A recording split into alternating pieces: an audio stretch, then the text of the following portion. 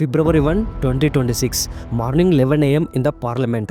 Finance minister Nirmala Sitharaman తన 9th budget presentation చేస్తుంది. కానీ అదే టైంలో హైదరాబాద్లో రవి అని ఒక సాఫ్ట్వేర్ ఇంజనీర్ ల్యాప్టాప్ ఓపెన్ చేసి బడ్జెట్ లైవ్ స్ట్రీమ్ చూస్తున్నాడు. గవర్నమెంట్ ఏదైనా ట్యాక్స్ రిలీఫ్ ఇస్తుందా, ఇన్కమ్ ట్యాక్స్ తగ్గిస్తుందా అనే హోప్తో చూస్తున్నాడు. అలాగే వరంగల్లో రామయ్య అని ఒక రైతు వార్తలు చూస్తున్నాడు. అతనికి 2 ఎకరాల భూమి ఉంది, పంట లాభంలో పండించలేకపోతున్నాడు, ఖర్చులు చాలా పెరిగిపోయాయి. అందుకే ఆశతో గవర్నమెంట్ ఏదైనా పిఎం కిసాన్ కింద ఎక్స్ట్రా ఫైనాన్షియల్ సపోర్ట్ ఇస్తుందా, ఎంఎస్పీ ఇంక్రీజ్ చేస్తుందా, సీడ్స్ అండ్ ఫర్టిలైజర్స్ మీద సబ్సిడీస్ పెంచుతుందా అనే ఆశతో చూస్తున్నాడు. అలాగే గుంటూరులో కార్తిక్ అని ఒక బీటెక్ గ్రాడ్యుయేట్ కొన్ని నెలల నుంచి జాబ్ లేక బాధపడుతున్నాడు.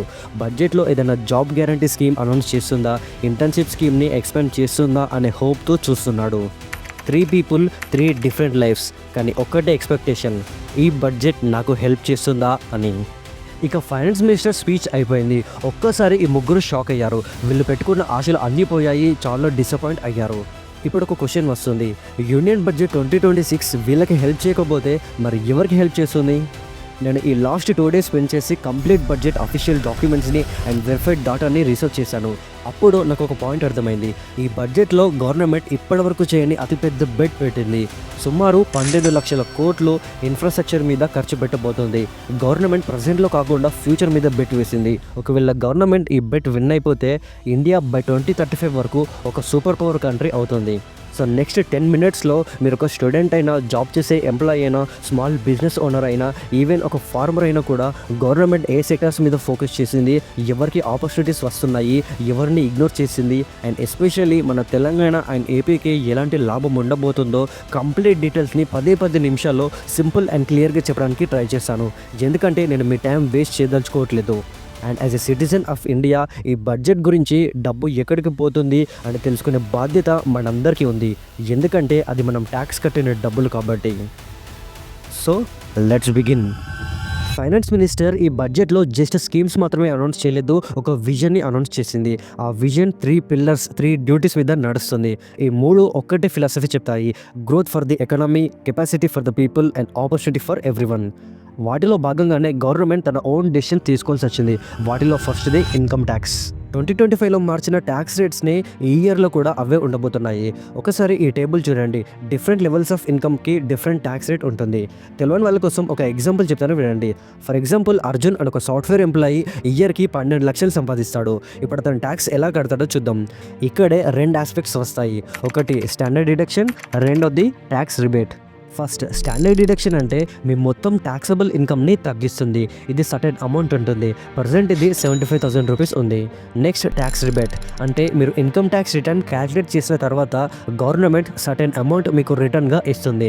ప్రజెంట్ ఇది మీకు 12 lakh కంటే తక్కువ ఇన్కమ్ ఉంటే 60,000 వస్తుంది.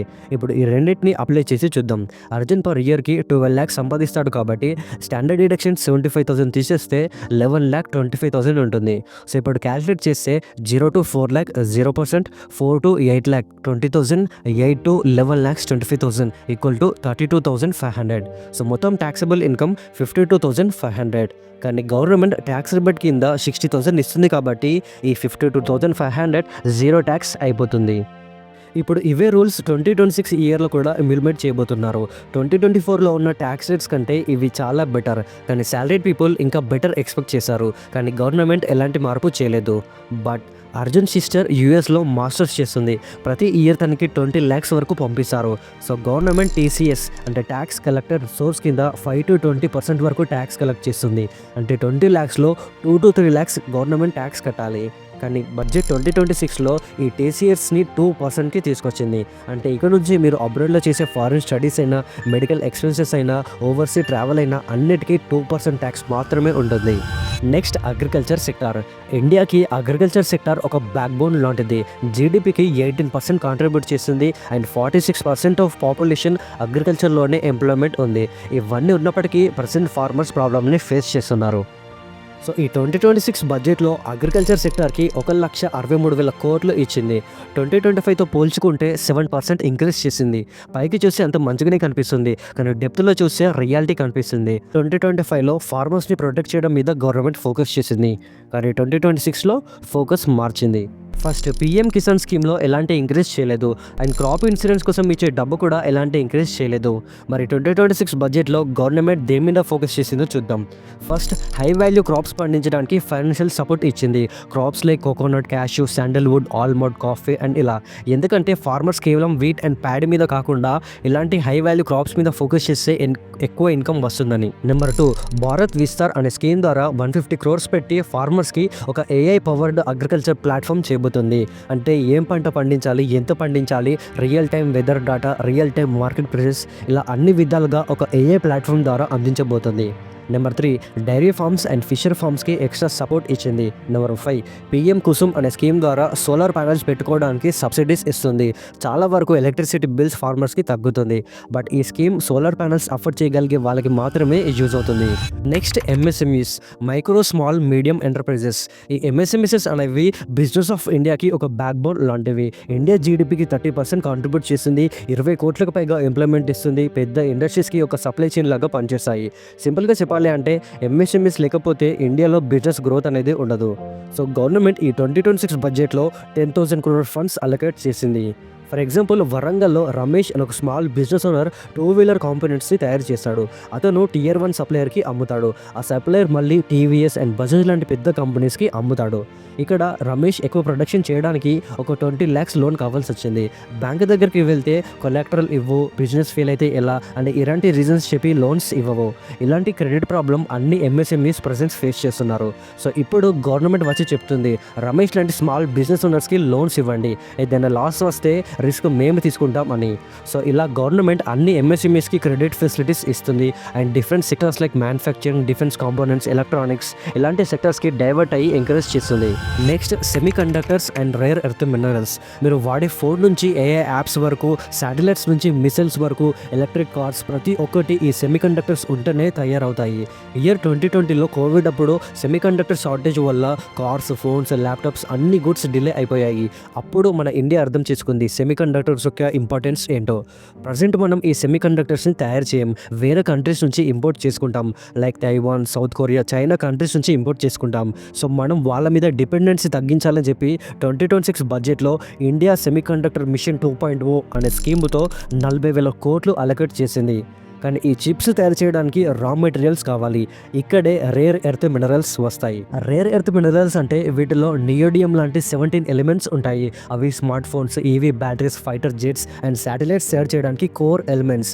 ప్రజెంట్ గ్లోబల్ లెవెల్లో రేర్ ఎర్త్ మినరల్స్లో 80% చైనానే కంట్రోల్ చేస్తుంది. ఒకవేళ చైనా ఎక్స్పోర్ట్స్ ఆపితే ప్రపంచం మొత్తం ఎలక్ట్రానిక్ ఇండస్ట్రీ కొలాప్స్ అయిపోతుంది. ఇక్కడ గమ్మత్ ఏంటంటే ప్రపంచంలో రేర్ ఎర్త్ మినరల్స్ రిజర్వ్స్ ఉన్న 5th లార్జెస్ట్ కంట్రీగా మన ఇండియా ఉంది. ఇంకా మనం కంప్లీట్గా మైనింగ్ చేయలేదు. అందుకే ఈ 2026 బడ్జెట్లో ఇండియా చైనా మీద డిపెండెంట్ అవ్వకూడదని గవర్నమెంట్ రేర్ ఎర్త్ కారిడార్స్ని ఒడిస్సా, కేరళ, ఆంధ్రప్రదేశ్, తమిళనాడులో బిల్డ్ చేయబోతుంది. ఇది మన ఏపీకి ఒక పెద్ద బెనిఫిట్, ఎందుకంటే చాలా జాబ్స్ క్రియేట్ అవుతాయి. కానీ ఛాలెంజ్ ఏంటంటే మైనింగ్ చేయాలంటే ఎన్విరాన్మెంటల్ ప్రాబ్లం ఉంటుంది. అండ్ ఒక చీప్ మ్యానుఫ్యాక్చరింగ్ ఫ్యాక్టరీకి ప్యూర్ వాటర్ అండ్ 24/7 పవర్ కావాలి. ఇవన్నీ చేయడానికి మినిమం 3 to 5 years పడుతుంది. సో గవర్నమెంట్ ఫ్యూచర్ మీద బెట్ వేస్తుంది. So let's wait and watch.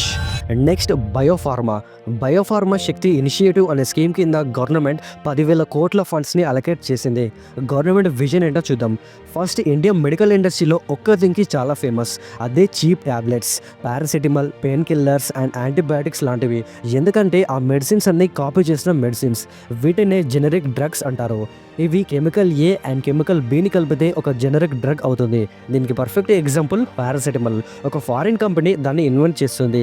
Patent expire అయ్యాక ఇండియన్ కంపెనీస్ సేమ్ ఫార్ములాని వాడి తయారు చేసి డిఫరెంట్ బ్రాండ్ నేమ్స్తోని అమ్ముతారు.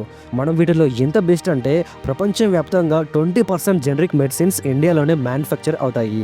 కానీ ఇక్కడ గమ్మత్ ఏంటంటే ప్రపంచంలో 20% ఆఫ్ మెడిసిన్స్ చేసినప్పటికీ కూడా కేవలం 3% ఆఫ్ గ్లోబల్ మెడికల్ ఇన్కమ్ మాత్రమే సంపాదిస్తాం.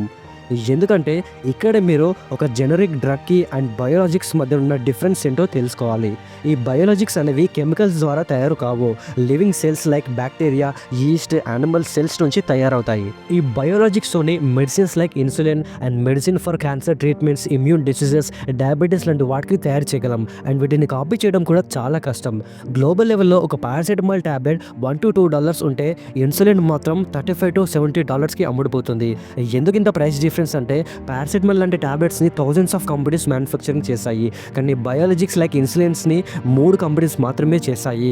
ఐలోలి from US, Novo Nordisk from Denmark, Sanofi from France. ఈ 3 కంపెనీసే 90% ఆఫ్ గ్లోబల్ మార్కెట్ వాల్యూని కంట్రోల్ చేశారు. జనరిక్ డ్రగ్స్ చేసే హండ్రెడ్స్ ఆఫ్ కంపెనీస్ కంటే ఎక్కువ ఇన్కమ్ వీళ్ళు సంపాదిస్తారు. అందుకే ఈ 2026 బడ్జెట్లో గవర్నమెంట్ జనరిక్ మెడిసిన్స్ నుంచి బయోలాజిక్స్కి షిఫ్ట్ అవ్వడానికి 10,000 కోట్లు అనౌన్స్ చేసింది. అండ్ క్లినికల్ రీసెర్చ్ కోసం 1000+ సైట్స్ని సెటప్ చేయబోతుంది. అండ్ రీసెర్చ్ అండ్ డెవలప్మెంట్కి సబ్సిడీస్ ఇస్తుంది. ఒకవేళ ఇది కరెక్ట్గా ఇంప్లిమెంట్ అవుతే మన హైదరాబాద్కి చాలా బెనిఫిట్ ఉంటుంది. ఎందుకంటే హైదరాబాద్ని ఇండియాస్ ఫార్మా క్యాపిటల్ అంటారు. So doctor Reddy's and Biocon లాంటి కంపెనీస్ జనరిక్ మ్యానుఫ్యాక్చరర్స్ నుంచి బయోటెక్ ఇన్నోవేటర్స్గా మారుస్తారు. చాలా జాబ్స్ క్రియేట్ అవుతాయి, ఎకనామిక్ గ్రో అవుతుంది. నెక్స్ట్ క్యాపెక్స్ అంటే క్యాపిటల్ ఎక్స్పెండిచర్. ఈ 2026 బడ్జెట్లో గవర్నమెంట్ 12 లక్షల కోట్ల ఫండ్స్ని అనౌన్స్ చేసింది. గవర్నమెంట్ ఎందుకు ఇంత ఇన్ఫ్రాస్ట్రక్చర్ మీద స్పెండ్ చేసింది అంటే, ఎప్పుడైతే గవర్నమెంట్ ఒక హైవే బిల్డ్ చేసిందో గవర్నమెంట్ జస్ట్ ఒక రోడ్ మాత్రమే కట్టట్లేదు. Steel, cement workers, engineers, truck drivers, toll booth operators అన్నిటికీ డిమాండ్ క్రియేట్ చేస్తుంది. ఎకానమీలో ఒక రూల్ ఉంటుంది, every 1 rupee spent on infrastructure generate 2.45 rupees in economic activity అని. That is the logic behind capex. And government ఇలాంటి infrastructure build చేయడం లేదు. 7 high speed railway corridors build చేయబోతుంది. 250 to 350 km/h ఉండే బుల్లెట్ల కోసం. అవే Mumbai to Pune, Pune to Hyderabad, Hyderabad to Bengaluru, Hyderabad to Chennai, Chennai to Bengaluru, Delhi to Varanasi, Varanasi to Siliguri. మీరు ఒక్కసారి మ్యాప్ చూస్తే ఈ రైల్వేస్ అన్ని చాలా వరకు టైం సేవ్ చేస్తాయి. హైదరాబాద్లో ఉండే ఒక సాఫ్ట్వేర్ ఇంజనీర్ బెంగళూరులో ఉండే మీటింగ్కి సేమ్ డే అటెండ్ అవ్వచ్చు. అండ్ ఈ 7 కారిడార్స్ బిల్డ్ చేయడానికి మినిమం 5 to 10 years పడుతుంది. అండ్ మళ్ళీ ఇదొక long term game. So finally ఇవన్నీ కరెక్ట్గా ఇంప్లిమెంట్ అయితే మన ఇండియాకి మెయిన్గా 2 బెనిఫిట్స్ ఉంటాయి. Number 1, semi conductors and biologics లాంటివి మన ఇండియాలో మ్యానుఫ్యాక్చర్ చేస్తే ఇంపోర్ట్స్ కోసం మన ఇండియా నుంచి పంపించే బిలియన్స్ ఆఫ్ డాలర్స్ తగ్గుతాయి. ఈవెన్చువల్లీ మనం ఒక ఇంపోర్టర్ నుంచి ఎక్స్పోర్టర్ అవుతాం. నెంబర్ 2, మనం ఎప్పుడైతే ఒక ఇంపోర్టర్ నుంచి ఎక్స్పోర్టర్ అవుతామో రూపీకి డిమాండ్ పెరుగుతుంది. దాంతో స్ట్రాంగ్ కరెన్సీ అవుతుంది, ఇన్ఫ్లేషన్ లోగా ఉంటుంది. సో ఫ్రెండ్స్, ఇది కంప్లీట్ బడ్జెట్ అనాలిసిస్. మీ ఒపీనియన్ ఏంటో కింద కామెంట్ చేయండి. మళ్ళీ నెక్స్ట్ వీడియోలో కలుసుకుందాం. Stay tune. జై హింద్.